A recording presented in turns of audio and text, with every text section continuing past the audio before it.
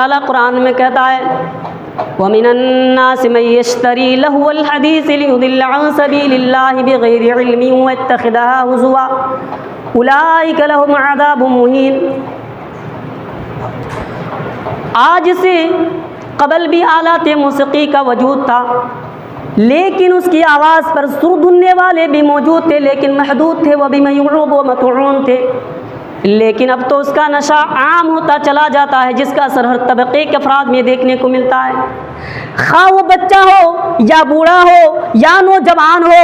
اس کا جادو صرف مردوں پر نہیں چلتا ہے بلکہ برابر عورتوں پر بھی چلتا ہے۔ اگر یہ کہا جائے کہ عورتیں اس کا شکار جلدی ہو جاتی ہے، اس کے جھانسے میں جلدی پڑ جاتی ہے، تو بے جانا ہوگا۔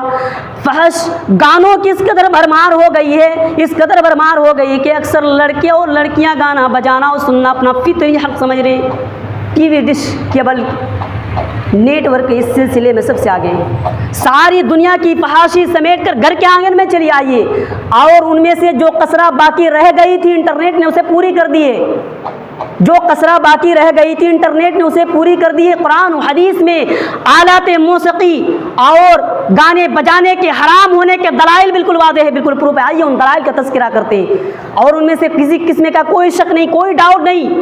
آئیے ان دلائل کا تذکرہ کرتے ہیں جو اللہ تبارک و تعالیٰ قرآن میں کہتا ہے وَمِنَ النَّاسِ مَن يَشْتَرِي لَهْوَ الْحَدِيثِ لِيُضِلَّ عَن سَبِيلِ اللَّهِ بِغَيْرِ عِلْمٍ وَيَتَّخِذَهَا هُزُوًا أُولَٰئِكَ لَهُمْ عَذَابٌ مُّهِينٌ۔ اور لوگوں میں ایسا بھی ہوتا ہے جو اللہ سے غافل کر دینے والی فضول بات کو خرید لیتا ہے تاکہ بغیر علم کے اللہ کے بندوں کو اس کے راہ سے دور رکھے، اس کے راہ سے بھگائے اور اس کا مذاق اڑائے۔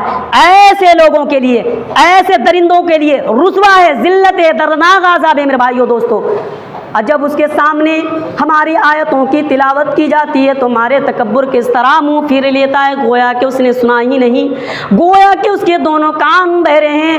لہٰذا آپ اسے دردناک عذاب کی انفارمیشن دے دیجئے، آپ اسے دردناک عذاب کی خوشخبری دے دیجئے۔ ان آیات میں ان لوگوں کا ذکر کیا گیا ہے، ان آیات میں ان لوگوں کا ذکر کیا گیا ہے جو اللہ سے غافل کر دینے والی بات کو اس لیے مول لیتے ہیں تاکہ بغیر علم کے اللہ کے بندوں کو اس کے راہ سے دور رکھے، اس کے راہ سے بھگائے اور دین الہی کا مذاق اڑائے۔ ایسے لوگوں کے لیے، ان جیسے لوگوں کے لیے اللہ تبارک و تعالیٰ نے توہین عذاب کی وعید سنائی ہے۔ اس آیت کریمہ میں لو الحدیث سے مراد گانا بجانا ان کا سننا ہے، اللہ سے غافل کر دینے والی اور ہر وہ چیز کو خیر اور معروف سے غافل کر دے۔ حضرت جابر بن رضی اللہ تعالیٰ عنہ روایت کرتے ہیں کہ اس سے مراد یہ ہے کہ لو الحدیث سے مراد گانا بجانا۔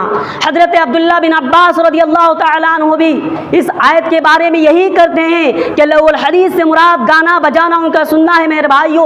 حضرت عبداللہ بن مسعود رضی اللہ تعالیٰ عنہ جو دلیل دینے والے، جو فتوی دینے والے، جو پروف کرنے والے صحابہ کرام میں سے ایک جلیل القدر صحابی تھے، جب ان کو اس آیت کے بارے میں سوال کیا گیا، اس آیت کے بارے میں پوچھا گیا تو انہوں نے کہا اس ذات کی قسم جس کے سوا کوئی معبود برحق نہیں، کوئی معبود برحق نہیں۔ اس سے مراد کیا ہے؟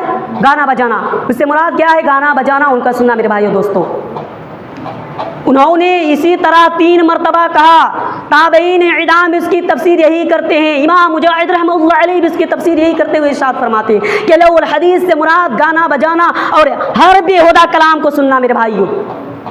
ایک اور روایت میں یہ ہے کہ لو الحدیث کو خریدنے سے مراد گانا گانے والے مرد یا گانا گانے والی عورت کو مال کثیر کے بدلے خریدنا یا اس جیسے باطل امر کی طرف متوجہ ہونا۔ لہٰذا 2 شخص سے بھی گانے سنتا ہو یا سناتا ہو یا رقص و سرود کی محفلوں میں شرکت کرتا ہو یا گھر میں بیٹھ کر ایسی محفلوں کا نظارہ کرتا ہو جن میں گانے بجائے جاتے ہیں، جن میں گانے اپنے فیملی کو بیٹھا کر کے گانے بجائے جاتے ہیں، پکچر سے دیکھتے ہیں، غلط چیزوں کا استعمال کرتے ہیں، اس کے لیے اس آیت کے مطابق دردناک عذاب ہے، اس کے لیے اس آیت کے مطابق رسوا ہے، ذلت ہے۔ یہ تو قرآنی پروف ہے، یہ تو قرآنی دلائل ہے کہ گانا سننا اور بجانا حرام ہے میرے بھائیوں۔ گانا سننا اور بجانا حرام ہے، دوسروں تک بھیجنا بھی۔ اپنے دل کو سکون پہنچانے کے لیے، اپنے دل کو آرام پہنچانے کے لیے گانے سنتے ہو، اپنے مائنڈ کو فریش کرنے کے لیے گانے سنتے ہو، یہ حرام ہے میرے بھائیوں، اور اس کے لیے دردناک عذاب بھی ہے۔ اس کے لیے دردناک عذاب ہے، رسوا ہے، ذلت ہے۔ یہ تو قرآنی دلائل ہے۔ اب آئیے نبی کریم صلی اللہ علیہ وسلم کی حدیث مبارکہ سے جاننے کی کوشش کرتے ہیں کہ آپ صلی اللہ علیہ وسلم نے آلات موسیقی اور اس کے آلات کے متعلق کیا ارشاد فرماتے ہیں، کیا ارشاد فرماتے ہیں۔ حدیث نبوی میں حرام ہونے کے دلائل بالکل واضح ہیں۔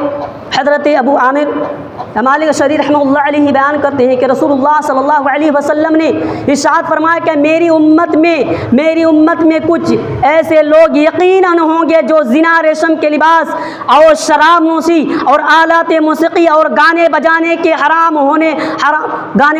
کے ساز و سامان کو حلال تصور کر لیں گے، حلال سمجھ لیں گے۔ صحیح بخاری کی حدیث ہے میرے بھائیو۔ نبی کریم صلی اللہ علیہ وسلم نے پیشن گوئی فرمائی کہ میری امت میں کچھ لوگ ضرور میری امت میں ان 4 چیزوں کو حلال تصور کر لیں گے، حالانکہ یہ چاروں چیزیں دین اسلام میں حرام ہیں، یہ چاروں چیزیں دین اسلام میں حرام ہیں۔